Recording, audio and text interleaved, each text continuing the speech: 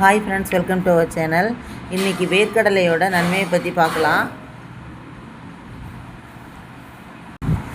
இந்த வேர்க்கடலை பார்த்திங்கனாக்கா உடலுக்கு நல்லா ஆரோக்கியம் தரும். கொழுப்பு, புரதம், இதெல்லாம் கார்போஹைட்ரேட் இதெல்லாம் நிறையா இருக்கிறதுனால நல்ல எனர்ஜி கிடைக்கும். ரொம்ப நாள் எனர்ஜி கிடைக்கும்.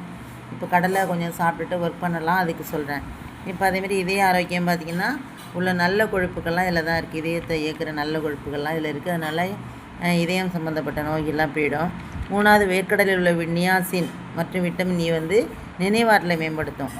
அதேமாரி கால்சியம், மெக்னீசியம் போன்ற தாதுக்கள்லாம் எலும்புகளை வளப்படுத்தும். அடுத்து இதில் உள்ள விட்டமின் இ, பயோட்டின் ஆகிய சருமம் மென்மையாகவும் முடி ஆரோக்கியமாக இருக்கவும் உதவுது.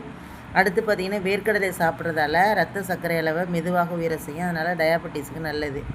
இது நிறைவு உணர்ச்சி தருவதால் அதிகம் சாப்பிடுவதை தடுக்குது. இதில் உள்ள சிங்க், புரதம், ஆரோக்கிய கொழுப்பு, ஹார்மோன் சமநிலையை பேண உதவுகிறது. அடுத்து பார்த்திங்கன்னா வேர்க்கடலில் உள்ள ஆன்டி ஆக்சிடென்ட்கள் உடலில் இருந்த நச்சு பொருட்களை நீக்க உதவுகிறது. ஃபைனலாக பார்த்திங்கன்னா வேர்க்கடலை எண்ணெய், அதாவது கடலை எண்ணெய்னு சொல்லணும். அது நரம்பு, மூட்டு வலிகளுக்கு வெளிப்படையாக தடவும் புல்லுக்கு சாப்பிட்றதுக்கு உகந்தது. இதை இது போல் நல்ல பலனுள்ள வேர்க்கடலையில் வாங்கி நீங்கள் சாப்பிடுங்க.